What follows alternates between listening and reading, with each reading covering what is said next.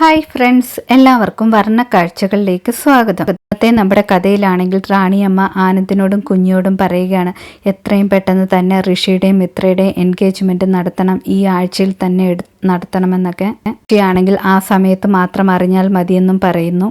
യോട് നമ്മൾക്ക് get together party ആണെന്നും തമ്പി അറേഞ്ച് ചെയ്ത ഗെറ്റ് ടുഗദർ പാർട്ടി ആണെന്നും പറയാമെന്ന് സൂചിപ്പിക്കുകയാണ്. അമ്മയാണെങ്കിൽ ഉടനെ തന്നെ ഋഷിയെ ഫോൺ ചെയ്യുകയാണ്. ഫോൺ ചെയ്തിട്ട് പറയാണ്, സൺഡേ ഒരു ഗെറ്റ് ടുഗദർ പാർട്ടി ഉണ്ട്, അന്ന് നീയും മിത്രയുമാണ് VIPs, നീ അന്ന് ഉറപ്പായിട്ടും പങ്കെടുക്കണം, വേറെ പ്രോഗ്രാം ഒന്നും ഉണ്ടാകരുതെന്നൊക്കെ പറയുന്നു.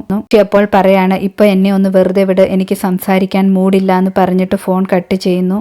റാണിയമ്മയാണെങ്കിൽ എല്ലാരോടും പറയുന്നത് ഋഷിക്ക് ഓക്കെ ആണെന്നാണ്.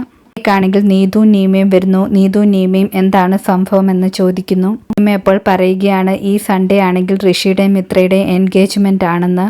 നീതുവിനും നീമയ്ക്കും ഒത്തിരി സന്തോഷമാകുന്നു. നീതു ചോദിക്കുകയാണ്, ഋഷിയേട്ടൻ ഇതിനൊക്കെ സമ്മതിച്ചോ എന്ന്. റാണിയമ്മ അപ്പോൾ പറയാണ്, ഋഷി സമ്മതിച്ചിട്ടാണ് ഞാൻ ഈ കാര്യം തീരുമാനിച്ചതെന്ന്. അപ്പോൾ പറയണം, മിത്ര ചേച്ചിയാണെങ്കിൽ ഭയങ്കര മൂഡ് ഓഫ് ആണ്, ഞാൻ ഈ കാര്യം പോയി അറിയിക്കാമെന്ന് പറഞ്ഞിട്ട് പോകുന്നു. ഇതുവാണെങ്കിൽ മിത്രയോട് പോയിട്ട് എൻഗേജ്മെന്റിന്റെ കാര്യം പറയുന്നു. പക്ഷെ മിത്രയ്ക്കാണെങ്കിൽ അതിലൊരു സന്തോഷവും ഇല്ല. റാണിയമ്മയാണെങ്കിലും അവിടേക്ക് വരുന്നുണ്ട്. റാണിയമ്മ ചോദിക്കുന്നുണ്ട് എന്തു പറ്റിയെന്ന്. അപ്പോൾ പറയാണ്, ഞങ്ങളുടെ എൻഗേജ്മെന്റ് കഴിഞ്ഞാൽ പോലും സൂര്യ ഞങ്ങളുടെ ഇടയിൽ ഉണ്ടാകുമോ എന്ന് സംശയമുണ്ടെന്നൊക്കെ പറയാണ്. റാണിയമ്മ അപ്പോൾ പറയാണ്, മോൾ ഇനി സൂര്യയെക്കുറിച്ച് ഓർത്ത് വിഷമിക്കേണ്ട, അവളാണെങ്കിൽ ഋഷിയുടെ അടുത്ത് പോയിട്ട് ഈ കോളേജിൽ പോലും കാണത്തില്ല എന്ന് പറയുന്നു. ഇതും മിത്രയെ എന്താണ് കാര്യമെന്നൊക്കെ നിർബന്ധിച്ച് ചോദിക്കുന്നു. അപ്പോൾ റാണിയമ്മ എല്ലാ കാര്യങ്ങളും പറയാണ്. അമ്മ പറയാണ്, സൂര്യ നേരത്തെ ഈ കോളേജിൽ ചേരുന്നതിന് മുമ്പ് വിവാഹം കഴിക്കാൻ ഒരാൾ ആഗ്രഹിച്ചിട്ടുണ്ട്, അയാളെ അറിയിച്ചിട്ടുണ്ട് സൂര്യ എവിടെയുണ്ടെന്ന്. അയാളാണെങ്കിൽ സൂര്യയെ കിട്ടിക്കഴിഞ്ഞാൽ പിന്നെ ഇങ്ങോട്ട് വിടത്തില്ലെന്നൊക്കെ പറയുന്നു. സൂര്യ എവിടെയുണ്ടെന്ന് അയാളെ അറിയിച്ചിട്ടുണ്ട്, അതുകൊണ്ട് എത്രയും പെട്ടെന്ന് തന്നെ സൂര്യ ഇവിടുന്ന് പോകുമെന്നൊക്കെ പറയുന്നു. തൂനും മിത്രയ്ക്കുമാണെങ്കിൽ റാണിയമ്മ പറയുന്നത് കേൾക്കുമ്പോൾ ഒത്തിരി സന്തോഷമാകുന്നു.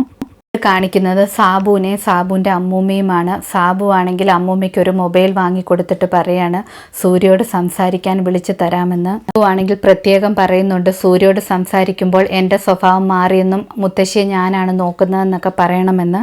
മുത്തശ്ശിയാണെങ്കിൽ സൂര്യ ഫോൺ വിളിച്ച് സംസാരിക്കുന്നു. സൂര്യ ആണെങ്കിലും മുത്തശ്ശിയുടെ വിശേഷങ്ങളൊക്കെ തിരക്കുന്നു. സാബുമോനാണെങ്കിൽ ഇപ്പോൾ ഒത്തിരി മാറ്റമുണ്ടെന്നും അവൻ്റെ സ്വഭാവമെല്ലാം മാറി എന്നെ ഇപ്പം നോക്കുന്നുണ്ടെന്നൊക്കെ സൂര്യയോട് പറയാണ്. സൂര്യ അപ്പോൾ പറയാണ്, അങ്ങനെ മാറിയിട്ടുണ്ടെങ്കിൽ നല്ല കാര്യമെന്നൊക്കെ പറഞ്ഞിട്ട് ഫോൺ വെക്കുന്നു. ഫോൺ വെച്ചതിന് ശേഷം ടീച്ചർ ചോദിക്കുന്നുണ്ട് ആരാണ് വിളിച്ചതെന്ന്. മുത്തശ്ശിയാണ് വിളിച്ചതെന്നൊക്കെ സൂര്യ പറയുന്നു. ടീച്ചർ അപ്പോൾ പറയാണ്, സാബു തന്നെ ആ മുത്തശ്ശിയെ കൊണ്ട് വിളിപ്പിച്ചതായിരിക്കും, സൂര്യ കുറച്ച് സൂക്ഷിക്കണം, കൂടുതലൊന്നും അടുപ്പം വേണ്ട എന്നൊക്കെ പറയുന്നു. സൂര്യയാണെങ്കിലും ടീച്ചറിനോട് പറയാണ്, കൂടുതലൊന്നും അടുപ്പത്തിന് ഞാൻ പോകില്ല എന്ന്.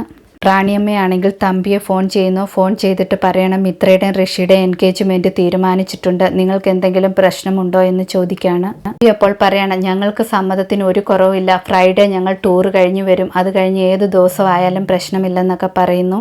തമ്പിയാണെങ്കിൽ ഋഷി സമ്മതിച്ചോ എന്ന് ചോദിക്കുന്നു. റാണിയമ്മ അപ്പോൾ പറയുന്നു, ഋഷി സമ്മതിച്ചിട്ടാണ് ഞാനിത് തീരുമാനിച്ചതെന്ന്. അപ്പോൾ ചോദിക്കുന്നു, ആദി വരില്ലേ എന്ന്. അപ്പോൾ റാണിയമ്മ പറയണം, ആദിയോട് ഞാൻ പറഞ്ഞു, പക്ഷേ കുറച്ച് ബിസിയാണെന്നാണ് പറഞ്ഞത്, വരാൻ ചാൻസ് ഇല്ലെന്നൊക്കെ പറയുന്നു.